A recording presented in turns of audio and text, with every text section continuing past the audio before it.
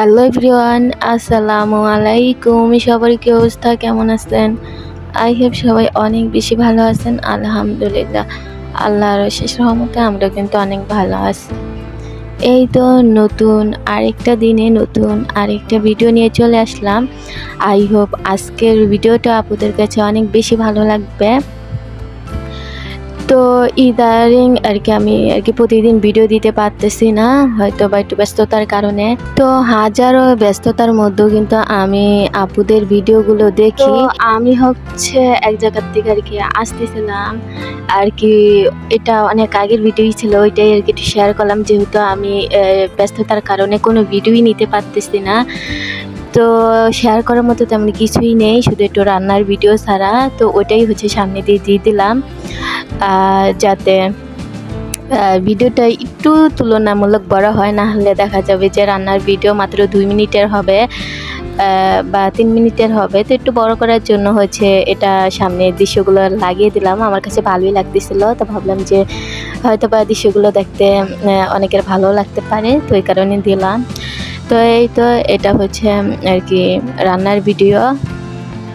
তো একটু করে রাখছি রান্নার ভিডিও নিতে ইদানিং মনে থাকে না, না হলে দেখা যায় যে রান্নার ভিডিও দিয়ে ভিডিও তৈরি করা যায়, কিন্তু যেহেতু রান্নার ভিডিও আমি নেই না, মনে থাকে না বা তাড়াহুড়া করে রান্নাবান্না করি, ওই কারণে আর নেওয়া হয় না। তো আমি হচ্ছে এখানে চাল কুমড়া হচ্ছে আলু দিয়ে ভিজিয়ে নেব। তো পেঁয়াজ মরিচ হচ্ছে ভেজে নিছি, নিয়ে হচ্ছে এখন আলু আর চাল কুমড়া দিয়ে দিলাম। আর আমি হচ্ছে ইদানিং একটু ব্যস্ততা, কারণ আমার শাশুড়িকে নিয়ে মানে প্রতিদিনই দেখা যাইতেছে হাসপাতালে যেতে হইতেছে।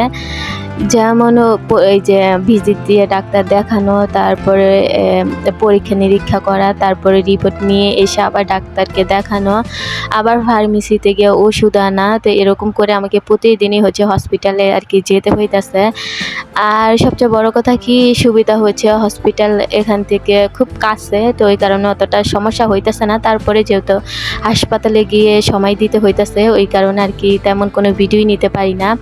আর বিশেষ করে আমি সবসময় একটা কথা বলি, আমি কোনো জায়গায় গেলে তেমন মোবাইল নিয়ে যাই না, কিন্তু যেহেতু হাসপাতালে যাই ওই কারণে ভালো মন্দ খবর দেওয়ার জন্য মোবাইলটা নিয়ে যাই। তো তারপরে আমার ভিডিও নিতে কেমন আনইজি ফিল হয়, ওই কারণে আমি ভিডিও নেই না। আর কোনো জায়গায় গেলে দেখা যায় যে আমি ভিডিও নেই না, কারণ এটা আমার কাছে ভালো লাগে না, বা অনেকটা আনইজি ফিল বা শরম বললেই চলে, মানে আমি নিতে পারি না, কেমন জানি একটা লাগে। তো এই কারণে নেওয়া হয় না, যেটা আমার মন চায় না তো ওইটা না করাই ভালো। তো এই কারণে দেখা যায় যে রুমের মধ্যে থাকি, তো একটু রান্নার ভিডিও নেই, আর ওগুলি হচ্ছে আপুদের মাঝে শেয়ার করি। তো যেহেতু রান্নার ভিডিওগুলো ইদানিং নিতে পারতাছি না, তো প্রতিদিন ভিডিও দেওয়া হয় না। দেখা যায় যে ভিডিও নিলে প্রতিদিনই শেয়ার করতে পারি, অতটা ঝামেলা হয় না, কারণ ছোট্ট একটা ভিডিও এডিট করে সারা কোনো ব্যাপার না। তারপরে দেখা যায় যে ভিডিও না নিলে আমি কি এডিট করে ছাড়বো, তো ওই কারণে দেখা যায় যে আর তেমন ভিডিও নেওয়া হয় না আর ছাড়াও হয় না। তারপরও আমি না ছাড়লেও কী হবে, আমি কিন্তু প্রতিটি আপুরই ভিডিও দেখি, কারণ আমি জানি আমার আপুরা সবসময় আমার পাশে থাকবে।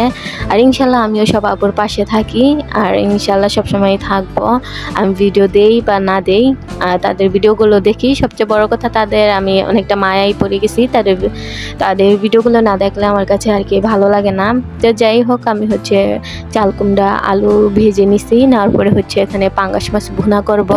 প্রথমেই হচ্ছে আমি কিন্তু মাছগুলো একটু মেরিনেট করে রেখে দিয়েছিলাম। এমনিতে কিন্তু আমি লবণ দিয়ে ভালো করে ধুয়ে নিছি, তারপরে হচ্ছে হলুদ মরিচ লেবু রস দিয়ে কিছুক্ষণ মাখিয়ে রেখে দিয়েছিলাম, তারপরে হচ্ছে ভেজে নিছি। তো ভেজে নেওয়ার পরে হচ্ছে মশলাটা কষিয়ে নিয়ে এখন রান্না করে নেব, মানে একটু ভুনা করব। আর দেখবেন যে কোনো মাছই যদি লেবুর রস অ্যাড করেন, তাহলে যে মাছের একটা গন্ধ থাকে, গন্ধটা থাকবে না। বিশেষ করে পাঙ্গাস মাছে কিন্তু একটা গন্ধ থাকে, ওর কারণেই দেখবেন যে বেশিরভাগ মানুষ পাঙ্গাস মাছ খেতে চায় না। পাঙ্গাস মাছ কিন্তু এমনি কিন্তু খুবই ভালো, আমার কাছে ভালোই লাগে, আমার কাছে খারাপ লাগে না অত বেশি। তো এভাবে রান্না করলে পাঙ্গাস মাছের যে এক্সট্রা গন্ধ ওটা কিন্তু থাকবে না, আর পাঙ্গাস মাছ ওটা মনেই হবে না। তো এভাবে আপনারা কিন্তু রান্না করে দেখতে পারেন, ভীষণই ভালো লাগে। তো প্রথমেই মাছটা নুন, তারপরে হলুদ আর লেবুর রস দিয়ে মাখিয়ে কিছুক্ষণে রেখে দিলে দেখবেন যে ওই একটা গন্ধটা থাকে না। তারপরে ভেজে নিয়ে তারপরে একটু ভুনা করলে দেখবেন যে অনেক মজা লাগে, অনেক টেস্টি হয় এভাবে রান্না করলে। তো আপনারা চাইলে কিন্তু এভাবে পাঙ্গাস মাছ ভুনা করতে পারেন, অনেক ভালো লাগে এভাবে রান্না করলে। আর আমরাও আগে তেমন বেশি খেতাম না, কিন্তু এখন দেখা যায় যে এখন মোটামুটি ভালোই লাগে এইভাবে রান্না করলে, ভীষণই ভালো লাগে। মনে হয় না যে এটা পাঙ্গাস মাছ, এটা অনেক টেস্টি হয় এভাবে রান্না করলে। তো এই তো মশলাটা হচ্ছে ভালো করে আমি কষিয়ে নিছি। এখানে হচ্ছে আমি অল্প পরিমাণে একটু আদা, একটু রসুন, তারপরে হচ্ছে একটু জিরা ফাঁকি বা জিরা বাটা যেটাকে বলেন সবগুলো মিক্স করে কষিয়ে নিছি। আর কাঁচামরিচ তো আগেই ভেজে নিছি। তো এগুলো নিয়ে মাছটা দিয়ে আরও কিছুক্ষণ একটু কষিয়ে নিয়ে সামান্য একটু পানি দিয়ে হচ্ছে রান্না করে নেব, যেহেতু ভুনা টাইপের রান্না। আর ভাজি আর আজকে হচ্ছে পাঙ্গাস মাছ ভুনাই। তো অবশ্যই এভাবে একবার হলেও ট্রাই করবেন, আমার মনে হয় যে অনেক ভালো লাগবে খেতে। কারণ বিশেষ করে মানুষে পাঙ্গাস মাছের এই গন্ধটার কারণেই হচ্ছে পাঙ্গাস মাছ খায় না। তো অবশ্যই এভাবে একবার ট্রাই করে দেখবেন, আশা করি ভালোই লাগবে, খারাপ লাগবে না। তো যেই আপুরা দেখতে দেখতে এই ভিডিওর এই পর্যন্ত চলে আসছেন, ওই আপুদেরকে জানাই অসংখ্য অসংখ্য ধন্যবাদ। আর আজকে যারা আমার চ্যানেলে নতুন ভিজিট করবেন তারা অবশ্যই চ্যানেলটাকে সাবস্ক্রাইব করে দিবেন, আর আমার বন্ধু হয়ে সবসময় আমার পাশেই থাকবেন। তো ইদানিং দেখতেছি যে আমার যে সাবস্ক্রাইব, তো দেখা যায় যে 2-3 জন সাবস্ক্রাইব করে, তা আবার একদিন পরে দেখি কি আবার ওই 2-3 জন নেই, মানে কমে গেছে। হয়তো বা সেটা পুরান বন্ধুরা হতে পারে আনসাবস্ক্রাইব করে দিছে, বা নতুন যে করছে হ্যাঁ হয়তো বা আনসাবস্ক্রাইব করে দিতে পারে। তো ইদানিং হচ্ছে আমার এই সমস্যাটা বেশি হইতেছে যে সাবস্ক্রাইব করে আবার আনসাবস্ক্রাইব করে দেয়। জিনিসটা আমার কাছে খুবই খারাপ লাগে। তো এটা কেউই করবেন না, কারণ এই জিনিসটা খুবই খারাপ। তো যাই হোক, আজকের ভিডিওটা থেকে এখান থেকে বিদায় নিতেছি। নতুন কোনো ভিডিওতে দেখা হবে। আল্লাহ হাফিজ।